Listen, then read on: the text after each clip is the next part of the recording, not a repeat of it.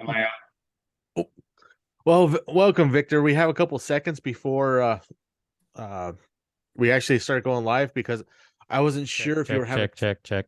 Sorry, I'm changing over mics now. I apologize for being late. Thank you very much. Well, I appreciate it that you made it. All We right, actually. gentlemen, you ready? Oh, absolutely. All right, as soon as you hear music, we will be live.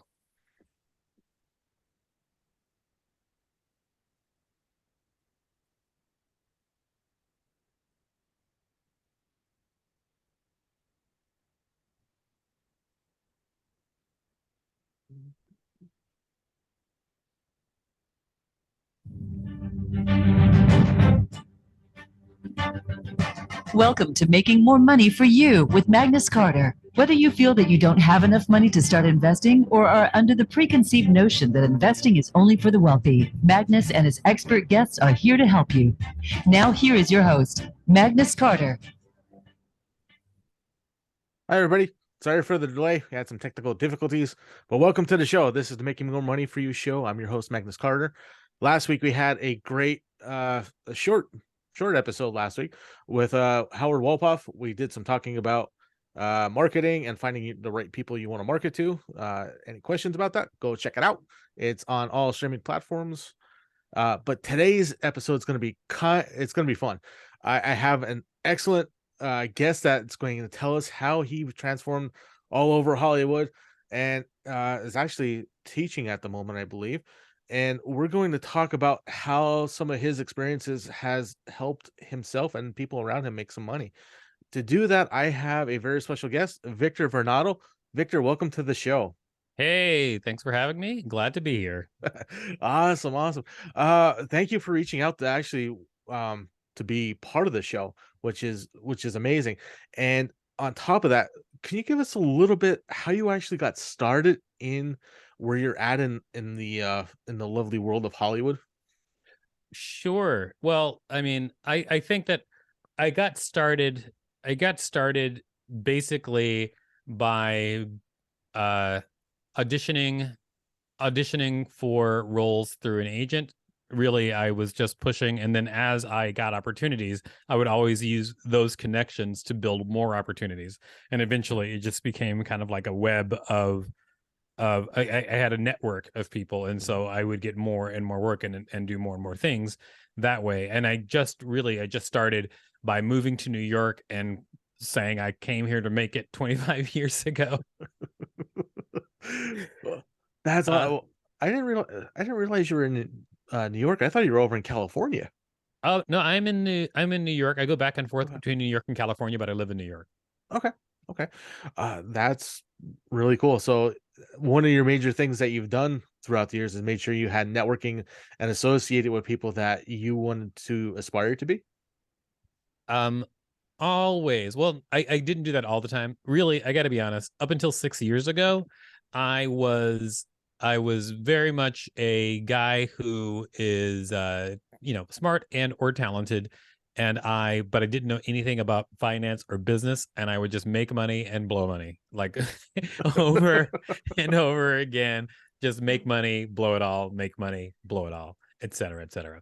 And then 6 years ago, I decided that even though that I was working in entertainment, I was actually at the time I was a producer on a show called Leave It to Stevie, which is in the Love and Hip Hop franchise world. And then I was doing that show, and then I decided, well, yes, I'm in entertainment, but I'm still doing the same thing that everybody else is doing, which is just working for somebody else. And so I was like, I need to figure out how to build a business around myself, and that's what I started doing next. Oh, okay. And along your way, you've also done some comedy. I've actually been watching some of your comedy stand up from like way back when, back in the early 2000s, early or late 90s, if you will. And you're extremely funny. And I I wish thanks. I guess that's the point when you're doing stand up, right? well, you got to be well, what was it? Charlie Chaplin said you had to be a genius to actually make someone laugh, but anybody can make someone cry. Yeah, I suppose. I mean, I don't think that's fully accurate. I've seen a lot of really dumb people make me laugh. This is true. Over the years, yes, there has been. And that hasn't changed. And but to actually know humor and whatnot, it feels like you actually have to know your timing and know what you're actually doing with your craft. Well, I think what Charlie Chaplin was talking about, and I believe in this too, is that it does help to be smart if you want to make people laugh on purpose. Okay. So like if you plan to make people laugh, then you got to know what you're doing. But anybody can slip on a banana peel. This is true. This is true. So you did talk about the cycle you were in. You're making money, blowing money, making money. How did you start? How did you break that cycle? It was really hard. It was incredibly hard because my biggest problem is growing up, and I think, and knowing what I know now, I know this is a problem for a lot of people, is a lot of people are not trained in business. And it is insane to me that we're in a world where, like, I think that being trained in business and finance, in just general, or just how finances work, is something that should be right alongside your social studies and math class growing up in school. I think that people should be taught when they're in elementary school how to run a lemonade stand, because now I know that that really separates people, because making money is a skill. That's the biggest thing that I've learned. It's like if you learn how to make money, then you can do it over and over again, because it is a skill. And so people aren't taught that enough. And so and that was the thing I had to change about myself, which is I didn't understand um how to really build a business. And the the basics of it are really simple though. And so I just didn't know. And so I had to change that about myself. And so it took a long time. It took a lot of trial and error, because I didn't have any, traditional schooling that I was going to. I didn't want to follow any particular guru, because often I didn't believe in a lot of the things that some of the gurus believed in. I believed in the ability to make money, and I believed in the ability to turn anything into a business, but I don't believe in some of the mentality behind, like, hustle culture. Okay. Well, you did make a very valid point there that even we should be taught this at a very early age. In some aspects, certain people are when they join the Boy Scouts and Girl Scouts. They're selling Uh-huh. stuff. They're starting to promote sales and how to gain stuff, and the reward system, if you will, of actually selling something, you get something in return. Yeah, that's great, but I think that the one of the things that I think is most important for me Mhm. was understanding what gross margins were. As I mean, Ah, I'm an artist. Like, I okay. like to I do arty farty things, but understanding how gross margin works was something that was very, very simple. Like, how much money does it take you to make how much more money? So if it takes you every $2 you spend, you make $10, then that's simple. That everybody can understand. If you're an artist and you make a magnificent painting in a month, and your living expenses are, say, $1,500 a week or whatever, so it takes you $6,000 to make that painting. But if that painting can sell for $30,000, then your gross margins are actually pretty good. Not great, but they're pretty good. Uh, you're right, and there's always room for improvement because we got as the market changes, you have to change with the market to either increase your margins or diversify to make something else that would actually get you better margins. Exactly. And so I guess, like, once I learned that you can apply very simple business practices to art, then I found out that, oh, I can take my art and I can just turn them into businesses and make money, and it was true. Okay. Now, do you self promote your art, or do you go through uh, an art dealership, or do you do both? Hold To on, to there's a siren going by me. It's New York City, everybody. Hey, how's it going? All well, right. Anyway. well, that's the great pleasure of using live radio. Sorry, what was your question again? Oh, when you're doing your art, when you're selling art and figuring out what you're going to do with it, do you go through like a brokerage, or do you do it on your own to sell, or Um, do you do both? Both. I've done a lot of it on my own, but now I'm trying to go through outsourcing my sales Okay. with everything. Because honestly, as an art, what I really want to do is I just want to create products. I just want to make art. My product is art, so I just want to keep making that. And then when I started, of course, like I had to take on a lot of responsibility. I had to learn how to do finance. I had to do marketing and have to do XYZ. But as my company gets bigger, I can hire people to do those things and concentrate on the thing that I am best at and hire other people who are good at all the other things that I dislike. Well, that's the best. That also saves a lot of time and money in the long run is when you hire somebody, because that's what they're trained to do. Like your Mhm. marketing and selling books, for myself to sell books, it's like, okay, I know my market, I know where I'm going after, but I'm still spending the time to do it because I'm actually taking the time to learn what my customers want in return because I'm writing more books for them. So Yeah. I'm doing it a little bit different than the traditional way of just handing it off to somebody. Yeah, you're doing market research as well as what you're doing. There's another siren. I hope my neighborhood, something must be going on. I hope they don't pull up to my door. That would be the worst, Just I mean, I, I robbed a few banks a while back, but I don't think they're gonna catch me. well, Huh? there's the chance there is, but there's also a chance that they'll just go right by to your neighbor and ask them instead. So when you write your books, Mhm. and then you market them to your fans, and then what you're doing is also market research at the same time when you're talking to them. Yes, but before I actually publish them out to the public, I have my own set of readers that I have a group of people that signed up for me. And what I do is I give them first crack at it because uh, it also gets me to make sure I got all the content right. And I also have the experts. I Mm-hmm. have very expert traders, my mentors as well, to take part of this, and they love doing it because they actually are enjoying, like you've said before as we were talking, in between when we first started till now, is the information that I'm getting out to the people is it's for everybody. It's not just for the certain people, like the higher class people. It's not for college educated people. It's anybody that wants to better their lives. And I Mm-hmm. need to make sure that I am focusing on that language because, like, doing business, there's so much garbage out there. There's so much jargon. There's so many acronyms and abbreviations. It's a jungle. Yeah, it is I mean it's dense is what it is. It's like it's incredibly dense, the terminology that goes along just with this whole world. Yeah. Because oh, Bless you. oh, thank you, thank you. I didn't want to sneeze into the microphone, because I also do the same for a couple other authors and publishers. Oh, you do? Yeah, I do. I read and evaluate their work as well because I work together with them. They go in a couple different niches instead of investing, but they asked You me to. What's go that? ahead.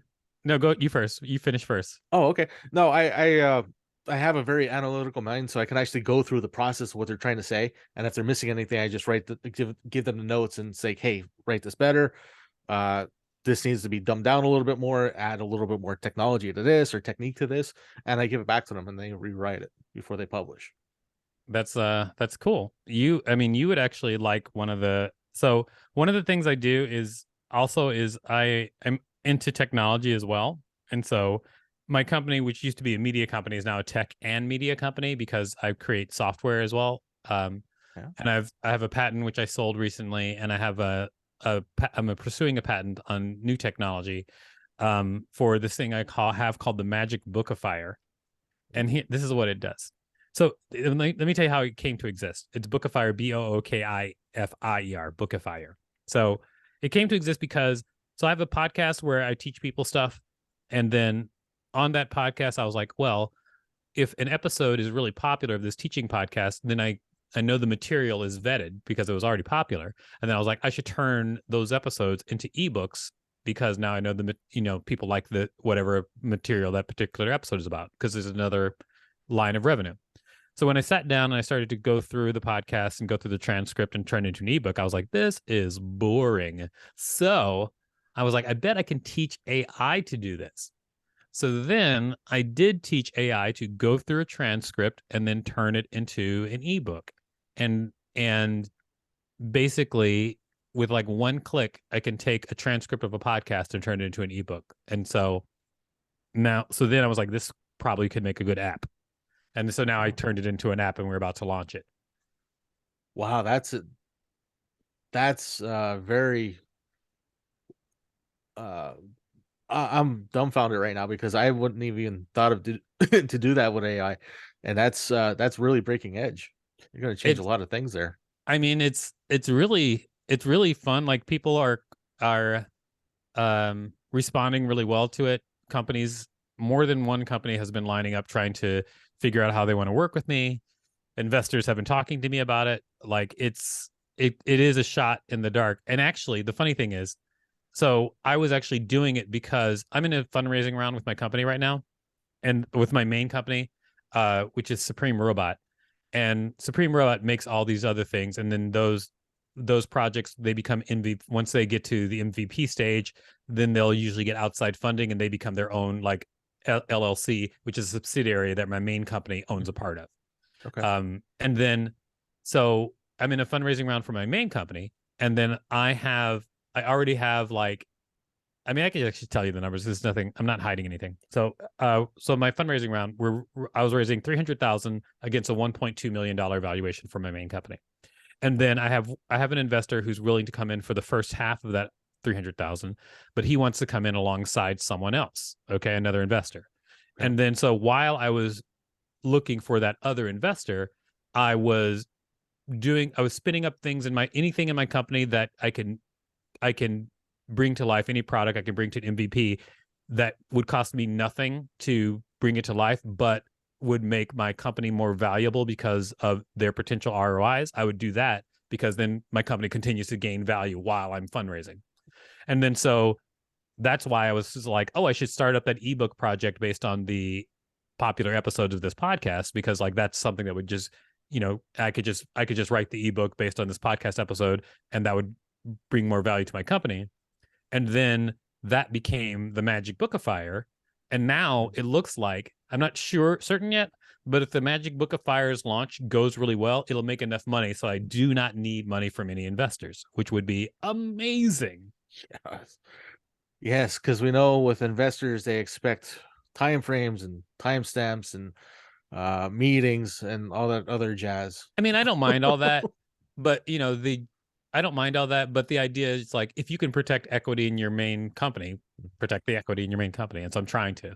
We'll see. I mean, the Magic Bookifier, since it's a separate company, I can get investment in that to make that blow up as much as I need to blow up. And then the money that my company makes from its equity in the Magic Bookifier could be enough to cover all my investments, which is great.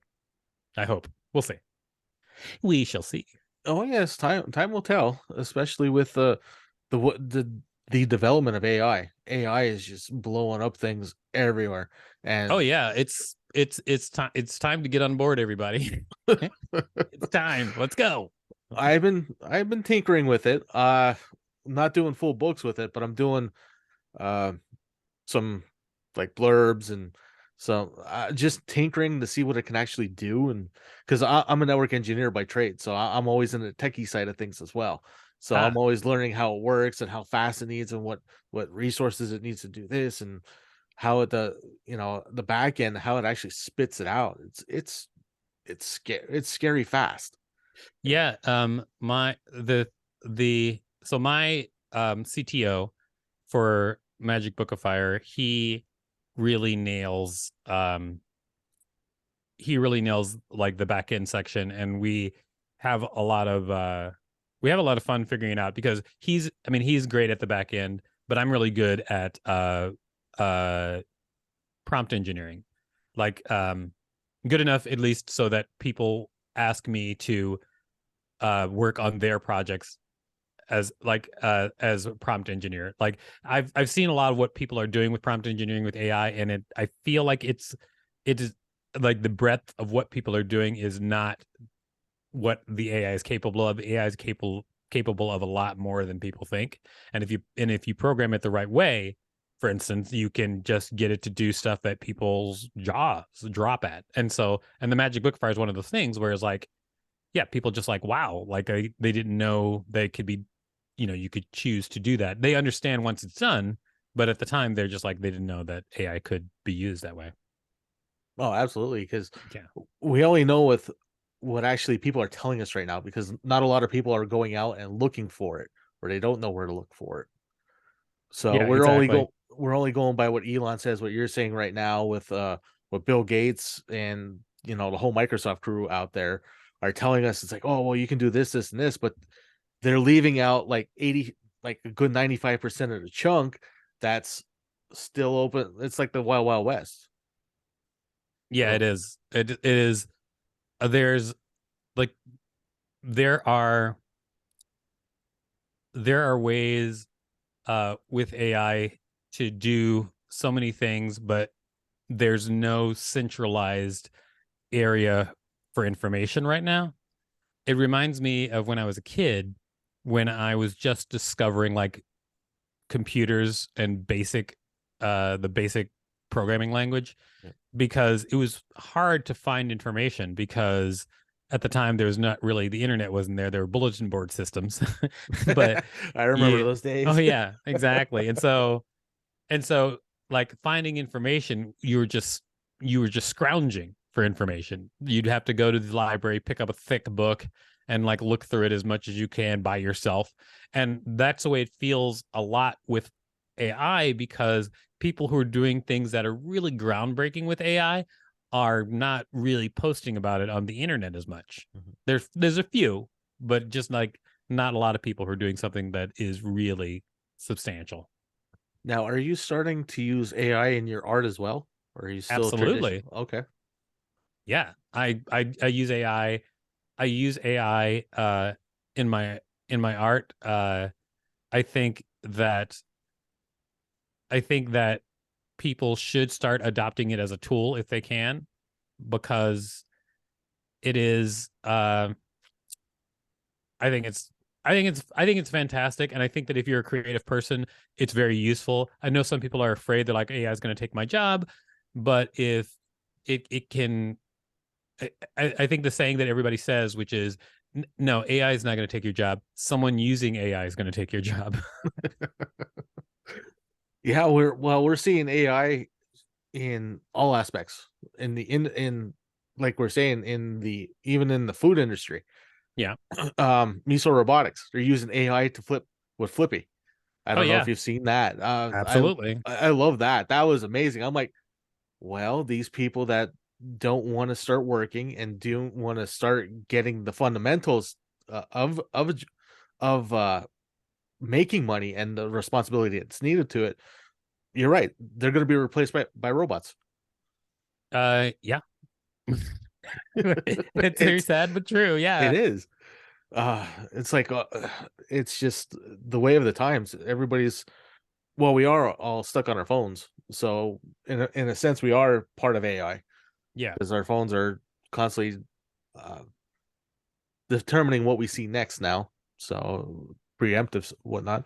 But Victor, we're already halfway through the show. We only got like a scrape of what I want to get into with you. Yeah, we're So basically cyborgs, so we're only as good as our technology. So yeah, we are cyborgs. We are actually getting close to that. So we have to take a quick break. We'll do so. We're gonna get back and we'll do a little bit more deep dive into you and how you're using all this stuff to make money and actually make your life better. So awesome. everybody, Let's oh, go for it. everybody, we're gonna take a quick break. We're gonna be right back. If you have any questions for Victor, please call in. Phone number will be after the commercial. We'll talk to you soon. Nice. All right, you're clear. All right. Wow, that was crazy fast. Jeez. I mean, I don't know. I'm very passionate about what I'm doing right now, which is basically my whole goal is just to make money by doing nonsense, and it seems to be working. And so I'm just like, I want to do more of it. That's awesome, because I want to go through like some of your things that you're actually doing right now, like LARP and your cartoon and stuff. And is that a Tony's lunch painting on your back wall, or is that Uh, the oh, Seven this Up one. sign? Um, I don't know the name of the artist. It was picked up by my wife because she knows I like comic books. Okay. So, but I don't know the name of the artist. But it's awesome. Yeah. Well, that took my attention because it's actually the same, almost the exact same sign for a little burger joint that's mom and pop brand, and it's only cash. And Oh they're yeah. yeah, it's the exact same sign. Oh, cool. Yeah, man, that artist is pretty dope. Yeah. It's so lifelike. So clear on everything, that the lines, even from all the way over here across your room. Yeah, he uses like a lot of bold lines, like in a comic book, so it's Mm. pretty amazing to see. Wow, that's a lot. Because I see, I was I was actually doing a lot of research. All right, we are coming back. Okay, I'll get into that next. You're listening to Making More Money for You with Magnus Carter. If you have any questions for Magnus or his guests, join us on the show at 866-472-5789. That's 866-472-5789. Now back to the show. Here is Magnus Carter. Hi, everybody. Welcome back to the show. I'm your host, Magnus Carter. The first half of the show went by extremely fast. It was like a lightning round. It seriously was. And we were talking about AI and how it's actually being developed and engineered. And my guest Victor is actually using it in his work to make some really cool things coming up and about. That brings me back to my guest. My guest is Victor Vernado. He is a jack of all trades. He was in the entertainment world. He has his own special projects. He's done cartooning, multimedia painting, all this other fun stuff. We're going to talk about in the second half. Victor, welcome back to the show. Thank you. I'm happy to be here. I just want to be clear. I'm still actually in the entertainment world. I still do stand up. I actually just have a special that just came out like a couple of months ago called Bring Back Laughs. Like, yeah, so I'm still doing it. But I'm Wow. also now an entrepreneur. Okay, that's even better. And that's what this show is actually about, making more money for you, the listener. Thinking outside the box. We're going way outside here. And one thing was being a comedian that you were. I actually had to do some research on your filmography here because I couldn't remember seeing you in any of the films that were listed in your media kit. So I actually went back and looked at some of them. I actually, no joke, I actually had to call one of my friends to get a copy of Pluto Nash on VHS because I honestly did not remember seeing you in that movie. Oh, I'm all over that movie. And then when I seen it, it's like, oh, I'm like, you see the line streaking across the thing. I'm like, oh boy, okay, somebody fast forward through this, and then I did see you there. It's like, oh, so that's who my guest is, and I had to do that with a bunch of your other stuff that you were showing in. Oh, yeah, I've been in a lot of terrible movies. I love it. My friend said the same thing. He's like, "Don't you like yourself today that you're watching this?" I'm like, "Wait a second." I'm like, no, I'm doing research. And at the time, the movie was good. I'm not gonna lie, Pluto Nash was good, and End of Days was actually good. It's sort of kind of ripped off Cobra with Stallone and everything else, but it was good for the era. This brings me up to another one of your side projects, the realm of LARP. So how did you get into LARP, and what is LARP for the people out there that's like, what the hell is this? LARPing is, for people who don't know it, is live action role playing. That's what it stands for, LARP. And it is basically people who play Dungeons and Dragons. Let's just say people who play Dungeons and Dragons, but they act it out fully, and they wear armor and they have swords and they just act out the roles fully in live action. And so but that's just a basic description because it doesn't have to be like Dungeons and Dragons style or medieval style. It could be anything. It could be vampires, it could be zombies, it could be pirates, whatever. LARP can be all kinds of things. And the reason I got into it because, one, I love Dungeons and Dragons in the first place. Number two, I had seen when I found out what LARPing was, I was like, oh, this is amazing. Why isn't this a TV show? and then I found that there were some documentaries about LARPing, but they were all like not celebrating what LARPing is. They were more like kind of like looking down on people who LARP, and I wanted to make something that celebrated it. And then at the time, and when I initially made this, it was like 7 or 8 years ago. Okay, Realm of LARP, and so when I made that, no, it was more than 7 or 8 years ago. I'm sorry, it had to be like 9, 10 years ago. But when I made it, um, people were it was like way ahead of its time. People had no idea. I mean, people don't know what LARPing is enough now. Like, not everybody does. And then if you can imagine a decade ago, when I'm trying to like pitch it as a TV show, they're like, what? You're pitching what? And so, but I actually ended up having to self-fund it. I did get my money back when it was licensed to Nerdist and Legendary Pictures. But then, well, I wasn't the only one who funded it. I funded it, and a couple of friends funded it as well. And then, but now the license has returned to me, and now I have all of this footage of the first season of LARP that I did, Realm of LARP.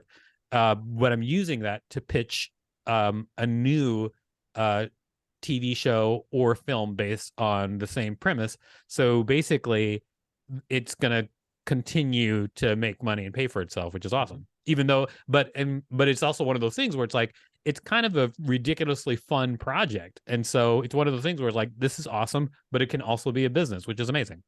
Okay. Well, it just came to me as we were talking about this. Wouldn't like war reenactments be the same as LARPing? They're close. Yeah, Close? I mean, I mean, war reenactments are kind of Right. like LARPing. There's so many other things that are kind of like LARPing. A murder mystery dinner is kind of like a LARP. Okay. You know, it's all like pretending to even like mock debate, mock trials. That's like a LARP. It's the same. Okay. All right. Well, while you're doing that behind the scenes, you're also a producer for multiple shows. How is being behind the scenes to you compared to being on screen? Like, do you find that you have a better time being behind the screens producing shows? Um, I like them. I like them both. Well, here's the thing: if you're behind the scenes, you have more control over what it is, and if you're in front of the camera, you don't have any control. For instance, The Adventures of Pluto Nash, so to speak. So that is a movie that a lot of people think is absolutely terrible, and I would have to say that I had a blast making it, but I also had no control over the quality. I basically could do what I did, and then everything else was out of my hands. And when you are behind the scenes, you have more control. Like, I got to make Realm of LARP exactly what I wanted it to be. Okay. And so that's what I like about being behind the scenes. Although I like them both, but you do have more control over what the final product is like. Okay. And that when you did Realm of LARP, you also did Love and Hip Hop franchise, which is, on this old thing that is considered really antique, is video music television on video, like VH1 and MTV. Mm-hmm. So do you still continue with that franchise? Are you still No, that producing? was 6 years ago was the last time I worked on any. 6 years ago, I decided to change the way I did things, and I don't really work for other people anymore. Right. The only things I work on are things that I have a equity in. Okay. So you have a control stay of what you want, how you think how things are going, and where do you see them going in the future? I think that in the next 8, I think that I'm at an inflection point in my business right now, and I really do think that in the next like 8 to 12 months, um, I'm going to move into being I would say solvent, but in a very positive way. I'm not saying I'm going to be wealthy, but I'm just saying that like Okay. it'll be good times in about 8 to 12 months. Well, that brings up a good point. Actually, another a contributing factor to this. How did the last couple years change everything for you? everything pretty much went to a halt with our lockdown and whatnot for COVID. Now, were you able to still work on your projects, even create new projects during that time frame, or were you I elsewhere? was I was I mean, COVID was excruciating. It was so basically 6 years ago when I decided I was going to do my own thing, Mhm. and then I had started really pushing my own productions and my own company, and then I got a big break when I got a big break when I did a game show for Facebook Live, no, sorry, Facebook Watch and Penguin Random House called the Great Fantasy Debate, and I was like, the executive producer, and I also directed it, and then so like it was just a really it was a blast. It was a really fun game show, and then just as it launched, and I was about to be like, "Hey, look at this great game show I made. Let's get more work and ride that wave." The pandemic hit, so it Ugh. really stopped my company in its tracks, and it was hard. Like I was like, I think my career is over. I'm gonna have to move out of New York. Like I was it was very, very difficult. But then at one point I really started sitting down and I was just like, okay, I'm going to figure out how to make this work. And I just put one foot in front of the other and put my head down and just worked as hard as I possibly could. And it took a long time to turn things around, but luckily finally I did. Okay. Now, I'm very happy that you did, and we're here right now discussing all this. Uh, the current status of everything. Do you see that hindering your projects? And if it is, how are you taking precautions so it doesn't stop like it did during the pandemic? Oh, well, I've every product that I have right now Mhm. is um most of them are recession proof. They're recession proof and Okay. they are pandemic proof. Okay? Because because you had to start thinking that way. Right. And so if you weren't thinking that way, then you may have a problem because at any moment somebody could be like, "Oh, it's COVID 55. Here it comes." Like you never know what's going to happen. So I had to figure it out. What is recession proof? What is pandemic proof? And so I think I figured it out. We'll see in the next 8 to 12 months. Yeah, yeah, we're gonna see because there's so many more changes that are coming, and it doesn't it doesn't look like we've hit where things are starting to turn back yet. And from seeing that, I still see the downslide of it, and I'm sure you're still adjusting for that. Uh yeah, I am, but I think that, like I said, I'm at an inflection point. So Mhm. this is actually something really interesting. So one of the things I did, so 6 years ago, this is actually going to be, I don't want to make everybody sad, but I have crippling social anxiety. And so 6 years ago, when I decided I wanted to go off on my own, I had to force myself to do some things that normally I wouldn't do because sometimes I have a lot of imposter syndrome. Like for instance, I never finished college, and so uh often when it comes to talking about that, I would think that I wasn't, intelligent enough, et cetera, et cetera. Uh, and so I had to force myself to work past my anxiety. And so what I did was I started trying to do things that I always thought that I was good enough to do or thought that I could do, and then I would just force myself to do them. For instance, like I for a long time I was like, "Oh, I could be a New Yorker cartoonist. I could," and I never did anything about it. And then 6 years ago, I just went out and tried to be a New Yorker cartoonist. And it took me uh submitting hundreds of cartoons, but now I have sold multiple cartoons to the New Yorker and I can call myself a New Yorker cartoonist. Not only that, in 2022, my cartoon was one of the most shared cartoons by the New Yorker uh, over the internet, like in all of 2022. So like I'm not only a New Yorker cartoonist, but I'm a good one. I don't suck. Right. And so that that was the way I started approaching everything. And so since then, I really turned around like what my company was. I I created software that had a patent, sold the patent to a multi-billion-dollar company. Um, I, have published a book, just like I've been been just doing all those things that I was afraid of, and finding out that I can rise to the occasion. That's amazing. When you were doing your, I was actually going to bring your book up next, being an author and whatnot. Have you seen people's lives change from your book? Um, I I've seen a lot of people reading and smiling. I've seen people reading it when they don't know I'm around, like they don't know that I'm the author, and it's really, really pleasant to see someone laugh at something that you wrote. Well, which is supposed to be funny in this case. It was like a dramatic piece. I'm sure I'd be very sad. Um, and that's kind of amazing. And I I I like I like the idea of a book being a very intimate conversation with people. It's like a one-on-one conversation with people. Mhm. And if you write whatever you're doing, or your art, our art is a one-on-one conversation with people often.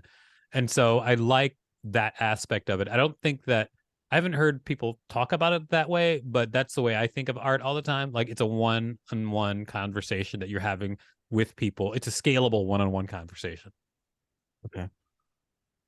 Yes, that makes a lot of sense. And honestly, what you just said about books, I get the same. I feel the same way, especially Yeah. when I read the reviews. You know, I read the reviews. So I honestly, it's not for to puff up my ego or anything. It's more or less I want to know if I'm missing something.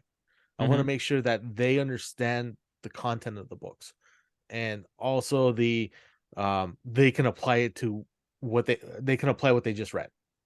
Right. And I constantly look for it. It's like, well, there's nothing bad here. There's nothing bad here. There's nothing. Even the 2 3 stars. I'm like, why did you give me 2 and 3? But the review was good. I'm like, I'm still kind of messed up about that's kind of still plays with your mind with whatnot. Now, do you see yourself continuing writing books as you see? Absolutely. Okay. I'm writing books, and I'm writing different kinds of books. Like I think the book you're talking about is, of course, the anti-racism activity Yes. book, which is a hybrid of it's kind of like a parody of the Highlights magazine. Do you remember those? I used It's a to love that. yeah, so Yeah. it's a parody of the Highlights magazine that kind of like uh satirizes racism in America. But then I have actually a book that I just finished that I'm formatting right now, which is the book that's based on the popular episode of my podcast, which is How to Write Stand-Up Comedy. And so that one's going to be out, I think, in less than a month. That's very impressive with everything going on. It's hard to juggle everything. How do you manage your time when you're doing all these projects? I I have a calendar which is like, lords over me. and and I have a never-ending to-do list. And then Yeah. I have a to-do list, and then anytime that I need to get something done, it goes on that to-do list. And then I sort the list every day. And everything, whatever's lowest on the list is the thing that I have to do next. And whatever's highest on the list are things that, I'm working my way up to. The ever revolving notepad or sticky notes, if you will. Exactly. And then also I try to delegate things on the list as much as I can too, if possible. If possible. Sometimes it's just things that only I can do, So Right. like if I looked at my list right now, let's see what is at the bottom of my list. Uh oh, get back to the company, get back to the company that wants to partner with me and give me a free website for one of my products. So one of my products is doing well, and there's this company that wants to they're just trying to promote themselves, and so they're giving free websites to certain they're making free websites to certain products. If like you have a certain amount of traffic or whatever, or you're a certain level of influencer, they'll give you a free website. And Oh, so getting back to them is actually something I can delegate to my assistant producer. And so, but the next thing above that is something that only I can do, which is like get back to uh this guy Ron, who I'm working with on a new app. yeah. And then the one above that is finish the stand-up book. Now, in all your time in entertainment, what has been your most favorite thing to do? I really okay, I did this thing. It's self-funded. It is really dumb, but I love it. And it's a gag that I do normally. And that is I do a show called NYC Talent Show. And how NYC Talent Show works is I host it, and anybody who wants to be on the show, they can just sign up, and then I give them $5. So like it's an open stage, and anybody can walk in from the street, and they can do anything, and then I pay them $5. And it's stupid, and it's so much fun. Oh, that's gotta be quite entertaining to see what actually comes in from one show to the next show, because you never know what they're gonna do. It's pretty interesting. Yeah, it's pretty crazy. There's some videos online that are pretty ridiculous. One of the things I did with NYC Talent Show once was like during the pandemic, New York was giving out grants to arts organizations. And then I submitted for one of the grants, and I got one for $5,000. I got a grant for $5,000, and then I threw a giant party with it. So I threw a version of the show, NYC Talent Show, Yeah. and I threw a version of the show, and basically it was free drinks, and then I also paid people to perform, and anybody could come and sign up and just go on stage, and it was just a giant party. That's a great use for the money. That was phenomenal. That's great. Now that you did that, how do you feel about instructing? I know you're an adjunct professor, teaching film and whatnot, and Yes. acting. How has that changed over the years for you, and what have Well, you seen? as I become more and more successful, I like doing instruction less and less. Well, I mean, here's the thing. I like teaching people who really want to learn. Okay. Sadly, freshmen and sophomore in college, they don't know what they're doing. They're And lucky they can find the room. Yeah, and so it's hard sometimes because it's hard being motivated when people just look at you with like a dull expression and they just don't even know. Like these are like second year film students who don't know how to format a screenplay yet. Okay, so that's a problem. So it's a problem. So it's just like that is not as much fun. I do like. I'll tell you the thing I like teaching most is teaching kids how to make their own video games. That's my favorite thing to teach because they absolutely want to know how to make their own video games and hang on every word. And then when you're done, they love what they have to show for it. So like that's my favorite thing to teach. Wow. Now, what kind of video games are you teaching? Is it basic app video games? Is it console video games, or is it just the programming in general? Usually I teach the programming for I usually teach them simple programming, usually on this program called Construct 3, which is a no code system. I mean, you can use code, but it's mostly no code. And in fact, most of the games actually all the games on my gaming site, I have a tournament gaming site called High Score Wins Money. And all of the games on that site are made with Construct 3. You weren't kidding when you said you do a lot of different things, honestly. And well, the secret to doing a lot of different things is to build things that can function without you.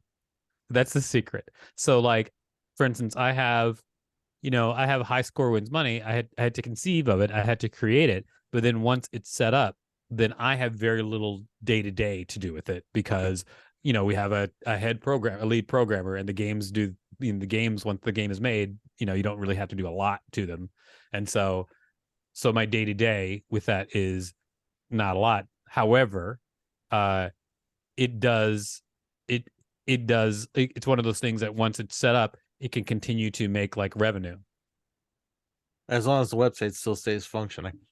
Yes, as long as the website still stays functioning. And the internet still works, which is a great thing. So with all of your endeavors, you found ways to make multiple income streams come in, and without you being able to be 100% in each one of them. You tried to Yeah, I don't have to be there full time for any of the projects. That's that's what that's not really that well, the term passive income, that's not really passive, but it's more streamlined income. Would Yeah, be I mean the it's correct close way. to passive income. Some of it seems like passive income, Okay. but it is just like I have to do a lot of the work at the top, but then Right. once it's like writing a book. Like Mhm. you write a book, you market your book, but at some point you'll probably start making passive income from that book. But the beginning is hard. Yes. It's a lot of work at the beginning, but your book is a small business. And so that's the same thing is true for anything that I'm working on. Like let me I'm just going to bring up, I have a chart that I was making recently where I was just going through all of my projects and marking down which one is monetized, which one is profitable, which one has, outside funding, blah blah blah. And so right now I have 14 projects that are like high priority with my company. Of those Okay. 14 projects, 7 are monetized. And so basically these are projects that I built, and then at some point they got to the point where they're making money, but then I don't have to spend every waking hour with them anymore. And so I have I have 7 income streams that are making money for me right now. Awesome. That's the way it's supposed to be. Ain't more income and then less output.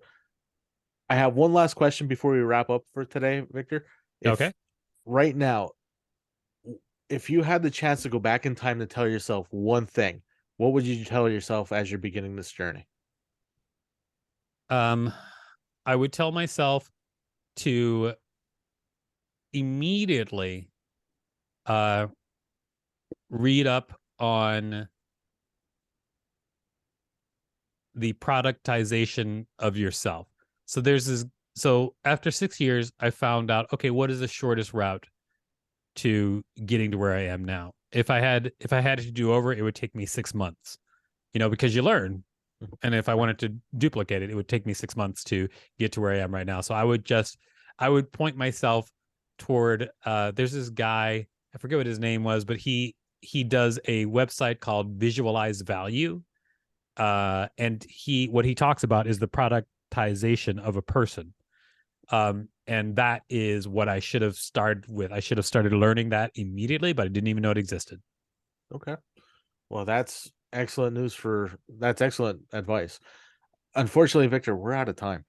Well, The hour went by fast, which I knew it was going to. Uh, one thing I would like to ask you is if Mike listeners here and your listeners want to follow up with anything else that you're doing or be part of anything that you're a part of, how can they reach you? uh, really easily, just go to supremerobot.com. Supremerobot.com. That's everything. That's everything. Everything is all in one place. Wow. So everybody, if you have any questions or want to know what else Victor's been up to or going to be up to, supremerobot.com. Well, that is the show for today. Thank you for being on the show, Victor. I can't believe it's already that time. I'm happy to be here, and it was fun. Thank you. Awesome. Well, that ends this show, but next week we're going to do a little bit more of an investing show, more traditional way, and we're going to cover IULs. What are they? Why you want them? And are they for you? I'm bringing back Sean Murphy, the insurance agent that was on way when I first started this, and we're going to talk about that and how this insurance can actually change your life and help your family. Until next week, enjoy the weather out there, get outside, and try something new. Right on. You are clear. Awesome. Thank you. All right. You guys have a great week. We'll talk to you next time, Magnus. All right. Thanks, Josh. Awesome. Thanks, Josh. Thanks, Magnus. Oh, you're welcome. Is there anything that I'm still recording this to put up on YouTube. Is there anything that you feel that we miss or that you would like to go over while we're still here? I mean, I could talk forever, but I have an appointment at 5, so I have to No go. problem. Okay, no problem. All right, All but we can hit it up. We can hit each other up on email if you want to. Absolutely. Awesome. Take it easy, man. I'll talk All to you soon. right. Thanks. Okay.